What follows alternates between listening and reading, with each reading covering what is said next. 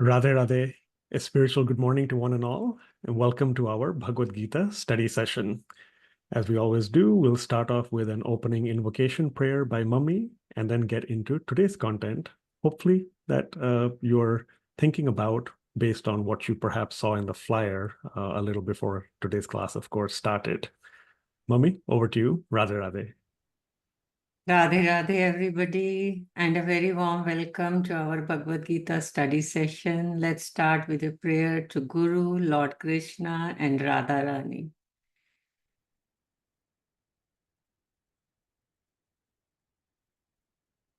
Gurur Brahma, Gurur Vishnu, Gurur Devo Maheshwara, Gurur Sakshat Param Brahma, Tasmai Shri Guruve Namaha. Vasudeva Sutam Devam Kansachanuramardanam Devaki Paramanandam Krishnam Vande Jagadgurum Vande Vrindavanananda Radhikam Parameshwari Gopikam Paramam Shodham Ladinim Shakti Rupini. I'll take us first right away, in fact, to our flyer today to see if people took note and saw what might be coming up. Some of you might be familiar with this from last year. So if you look at it, we have a picture, of course, we have time, etc. And then if you read the question this time, or in this case, the topic to think about, it says, churn and learn, and let's figure out what ascends when God descends. So as I said, some of you hopefully recall the first three words from prior classes, churn and learn. So that's going to be the format for today that we're doing, which if you're new or you need a reminder, Mummy and I will one by one alternately ask just a few what we call pre-video questions. So just to sort of set that stage and, just see what responses people have one by one for each question. And then we'll play, in this case, all of a video by Swamiji, and then get into post-video questions. So by the end of the class, hopefully you'll be able to reinforce your understanding, of course, figure out what is being asked here on the flyer, and certainly tie it back to something from recent classes in the Bhagavad Gita series, study series. So with that, we'll get into question number 1.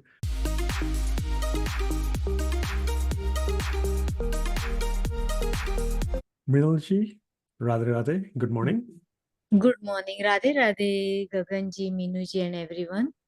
So the God takes avatar to annihilate these demons and the wicked, and to re-establish the dharma.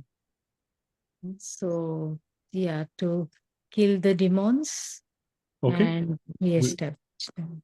Okay, thank you, Mrinalji. We'll hold on to that. I actually forgot to mention that with the pre-video questions, we will not be revealing the answers because the point is to get through the video by Swamiji and, of course, the post-video questions as well. So have some patience there, Mrinalji. You may be right. We'll see how that turns out. But thank you for your response.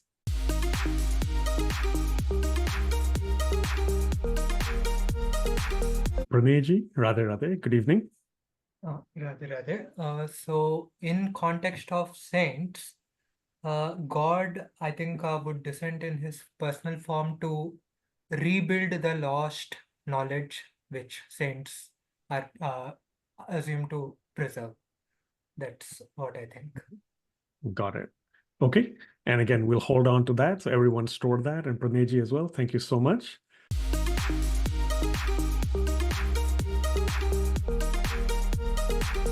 Dalji, Radhe Radhe, good morning. I'm going to vote no. You're going to vote no. All right. Okay. We'll just hold on to that as well. And in fact, do you want to, Dalji, give a tiny reason why you say no? Even without descending, the demons could be annihilated, but in order to uplift the devotees and like that, he comes down and in his personal form. and takes care of the demons. Got it. Okay, thank you for justifying that. Again, we'll store it. And as you all might expect, we'll go to question 4, which is,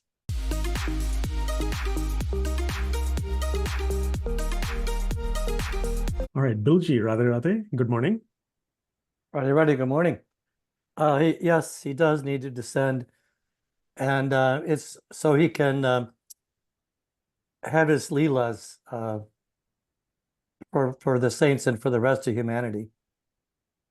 Got it. Okay, we'll store that. And for everyone's benefit, do we know it, Bilji? What is Leela in English? In English, it would be his play or his activities. Yep, absolutely. Play, activities, pastimes. Yep. Pastimes. Yep. Thank you so much, Bilji. Okay, I think we have one more pre-video question, and that is,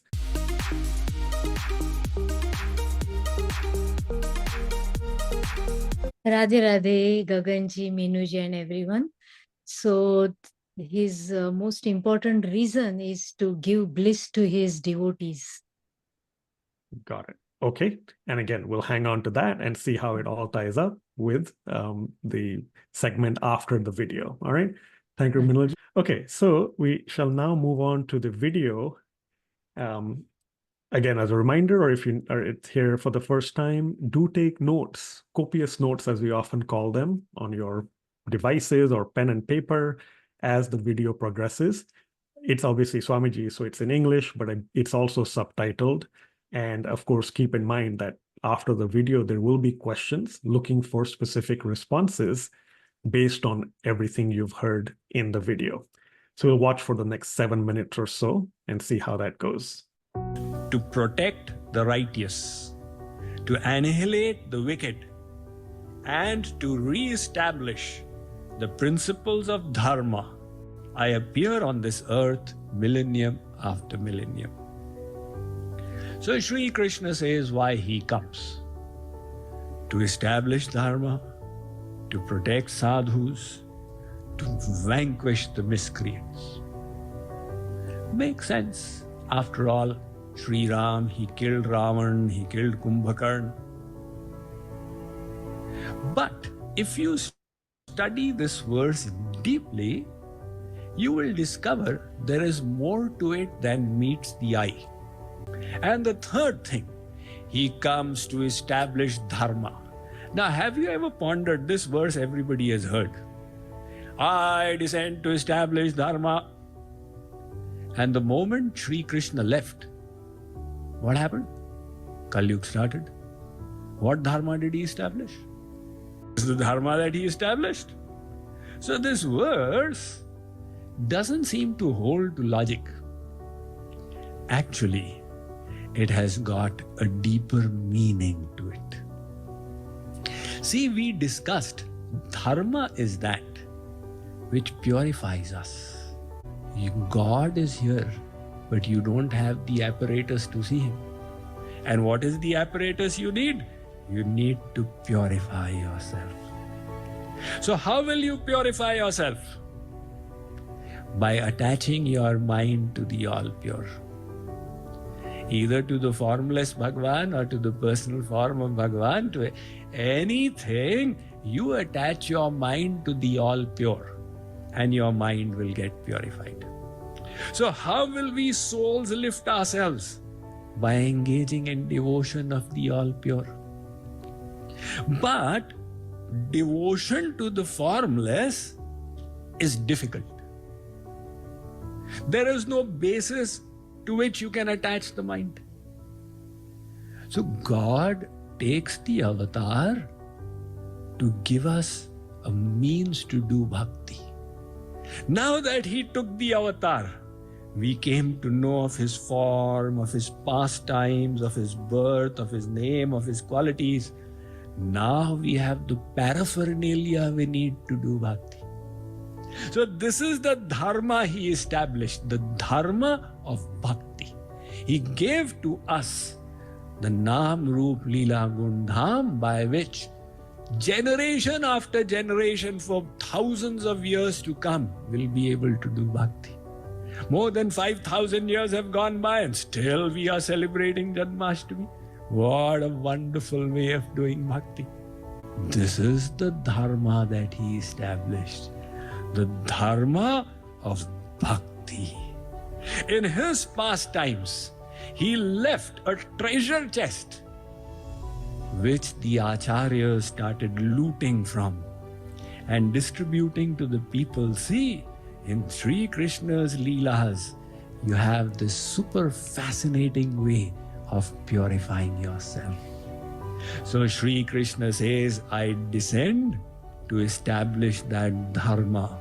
All right. So hopefully you all were taking notes, as I said, and following along, of course. Hopefully a straightforward video, but of course a lot of essence, a lot of content for us to benefit from. And you presumably also saw some connections to the pre-video questions. So now we'll get to the second, or in this case, the third segment, which is the post-video questions.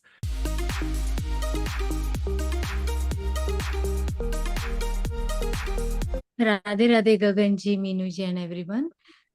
He says to protect the sadhus, the saints. That's the first reason. The very first one. All right. Protecting. Chandruji has sent a message that is to annihilate the demons. Annihilate the demons or the wicked ones. Okay. So let's hang on to that. Let's see the next question, or maybe one more after that. And then I think everything will fall into place as well.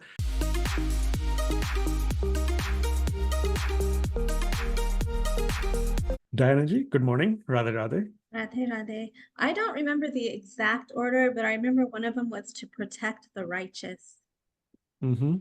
Yeah, one of those that we haven't maybe heard so far in these couple of questions. So to protect the righteous, or I think maybe Mummy, you said Chandruji messaged that, or she messaged the one about annihilation. Yeah. Annihilate the demons and protect the righteous. Got it. Annihilate the wicked and protect the righteous. Got it. Yep. Annihilate the wicked, protect the righteous. Okay. Thank you, Dianaji. Let's look at the third question and then again make that final connection. So no surprise.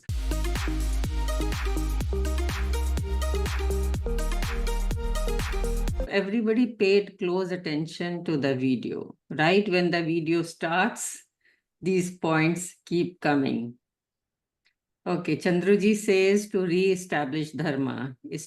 Srinivasji says establish bhakti. Again, the takeaway is not necessarily the order in which you remember the first two. The third one, yes, that's separate. The first two kind of come in a pair, as I would see them. And it is then knowing that entire trio, which sets the stage for Swamiji to unveil the rest of the video.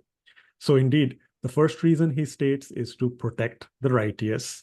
The second one is to annihilate the wicked. Those are in a pair. And again, if people have them in the opposite order, totally fine. The third one, which kind of is by itself, is to re-establish the principles of dharma, which again, as you all heard in the video, Swamiji then asks some follow-up sort of questions, or he makes some points based on logic, etc., for us to think about. And we'll continue seeing that in the next round of questions. Gagan, I want to make a point here. This order is very, very important. We cannot change this order, okay? Basically, if we go to history, usually whenever there is too much evil, when the good people are being troubled by evil, that is the first thing God comes to protect the righteous. Now, how will he protect the righteous? There comes number two, by annihilating the wicked, by removing that evil. And then comes the third point. What is that? To establish dharma. Okay. So these 3 points, they will come in the same order as Swamiji has said. So we all need to pay attention to that. Thank you so much, Mummy. And I appreciate that. That's helpful, in fact, knowing the sort of history and the ordering. And of course, it also ties to the exact translation of one or more of the verses that we'll come to towards the end, but absolutely easier to remember this way now. Okay, so next up.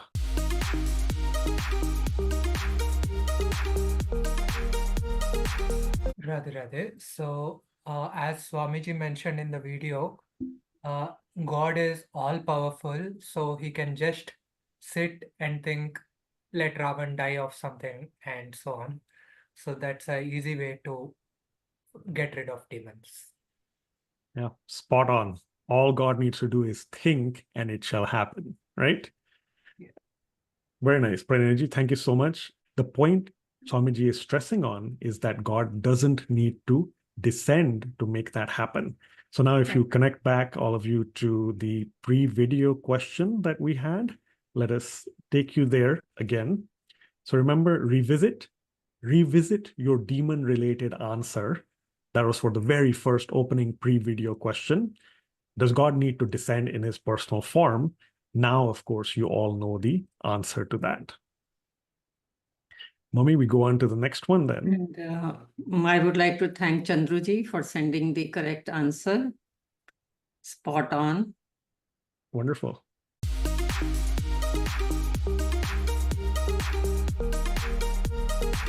I forgot how beneficial it is to listen to you and Minu and to follow instructions, like really paying attention to the video and taking notes, because you do this when we're reading the Gita also, and it helps us to really connect with Swamiji's translation of the verses and his commentary in a much better way than just casually going in there. So all I can say is that I remember there was something about sword fighting, but I think and that may be what he was talking about Ram doing, but also he was saying that, God doesn't have to come down and do sword fighting in order to do his job. That's what I remember. Yeah, excellent, Dilji. That is absolutely right. And very modest, of course, of you. You absolutely got it right. So clearly paying full attention, taking notes. Indeed, Swamiji says the phrase sword fencing. And as Dilji, as you mentioned, right? Swamiji mentions that, yeah, Ram or God didn't have to come down and take part or perform, take part in sword fencing to get rid of Ravan, right? So that is on a lighter note, of course, the competitive sport that Swamiji specifically mentions Lord Ram took part in.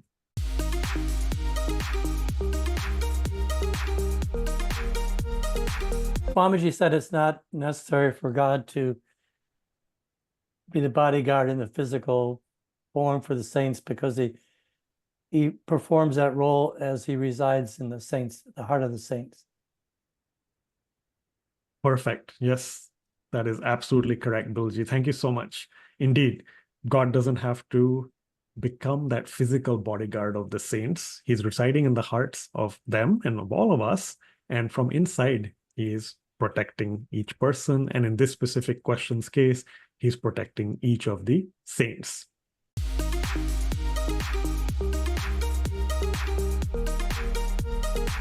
Radhe, Radhe. I remember Swamiji said you need to purify your heart, that the vessel of your heart needs to be purified. And he didn't mention it in the video, but that's so that he can grant you the divine vision. Excellent. Yeah, Mummy, you want to take that? I can add more as well. Yeah, very well said, Dianaji. So basically, Swamiji is telling us there that we need to have purification. Now, how does that purification happen? We have all been learning in the previous chapters that we need to prepare our vessel. When we prepare our vessel, and that is when we get God's grace. How does that happen? Preparing the vessel means that you start attaching your mind to that all pure God.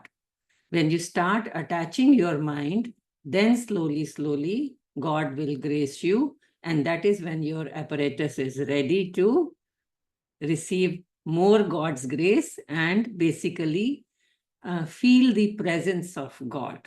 Okay, and we have discussed in Bhagavad Gita, Krishna has given us many ways to purify our mind.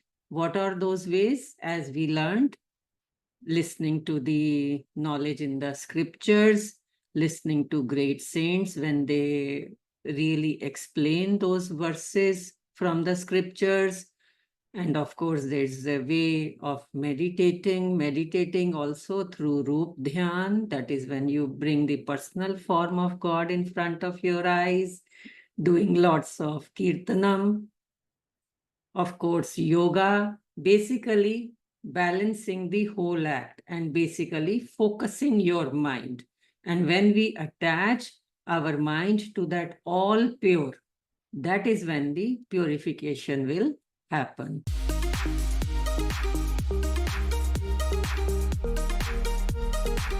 It showed at least chapter 4, verse 7, but it's chapter 4, verse 8 that talks about righteousness, annihilating the wicked, and reestablishing Dharma. These two verses are connected, verse 7 and verse 8.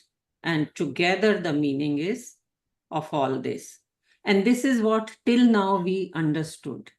We always used to think, okay, when there is rise in evil, that is the time God descends to annihilate the wicked and reestablish the dharma. But we have understood from this video the real deeper meaning of God's dissension. Right? So maybe another question and we'll find it further. Yeah, and I'll add to that. I mean, Daleji, very astute. And as Mummy said, it's a pair that go together. It's a little tricky here or a little misleading, perhaps, with the subtitles in the video, which it looks like you obviously caught. It's chapter 4, verse 7 that is written in the subtitles for the video, which is the general one about when there's an increase in unrighteousness, a decrease in righteousness. That's when God manifests, he appears, right? So that's the first one. And that is what they put in the subtitles. But indeed, chapter 4, verse 8, right after that, as a pair, they go together often. That's where the opening of Swamiji's video with the fleeting few reasons that we saw through the post-video questions, that's where it's mentioned to protect the righteous or the sadhus, to annihilate the wicked, and to reestablish the principles of dharma. So everyone do please take note. Indeed, chapter 4, verses 7 and 8. 7 is the one that's mentioned explicitly in the video from a subtitling standpoint. But of course, from Swamiji's lecture, his speech, his video, it is chapter 4, verses 7 and 8. So if you all remember, in India, when B.R. Chopra made his Mahabharat, what is it called, Gagan? Yeah, that's right. It was Mahabharat. So whenever it would start, all over in India, everybody would switch on the TV for that. And these were the two verses. Okay?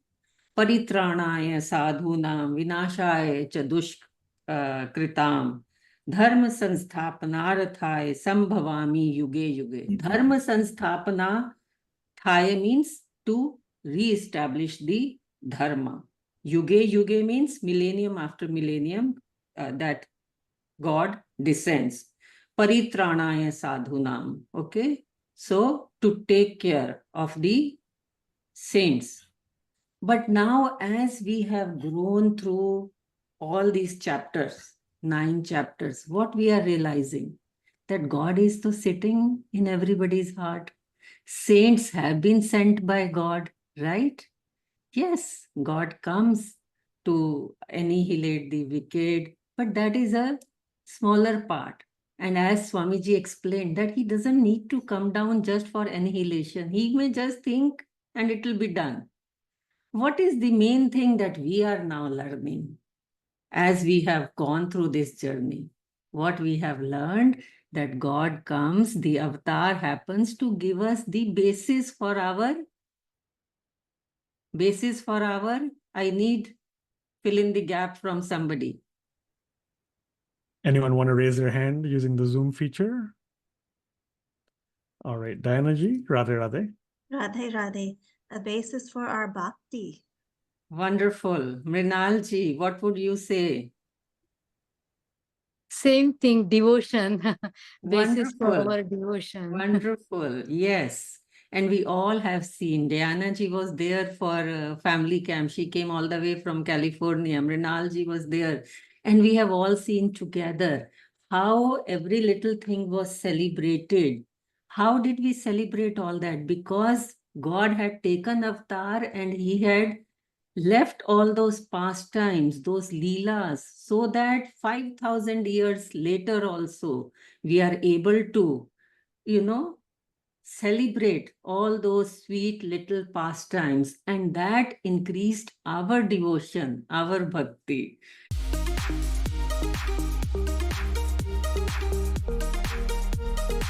Because remember, we're in this churn and learn format today. We are in our or along our journey of chapter 9. So this video that we've picked is, of course, going to be connected to some verse of chapter 9. As a reminder, so far, through the end of last week, we've finished, I believe, through chapter 9, verse 19. So it's obviously going to be somewhere between chapter 9, verses 1 through 19. I'll give an additional hint because time is also limited. Look at verses 11 through 15 and see if that helps with an answer.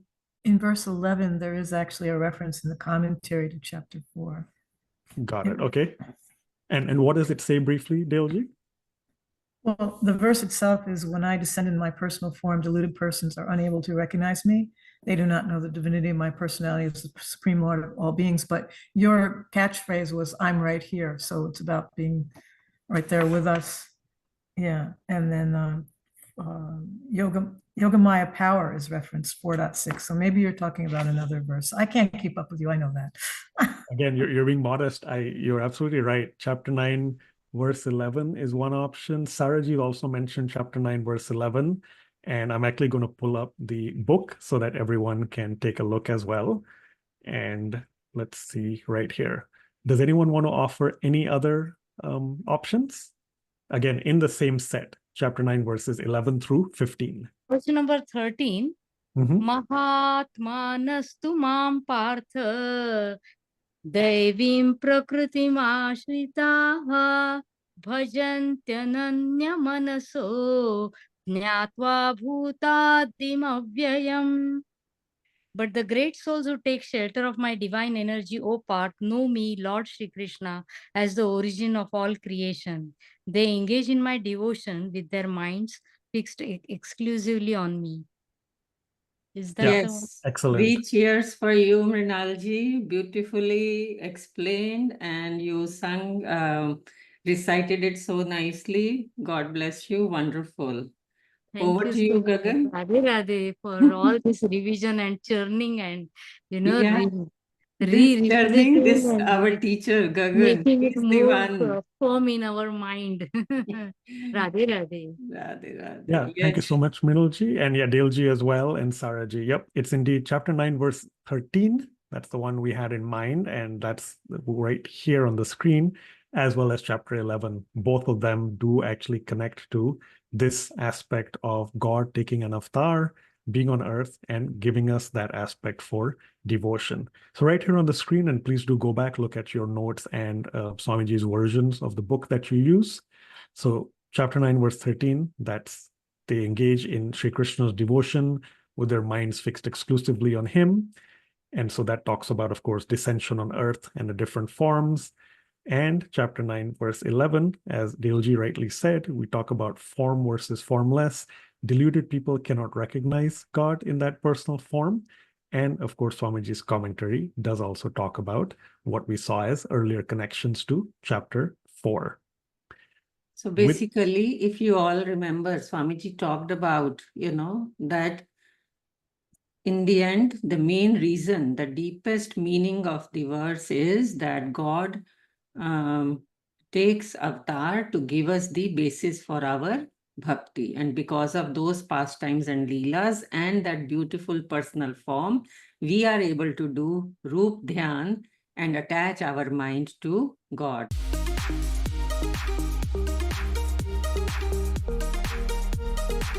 Hopefully all know the answer, but let's state it and then we'll get to the end of class. What ascends when God descends? So let's see if we can get one response. It's kind of already been said by many people in different ways. Mummy is mentioned as well. That'll help close out everything.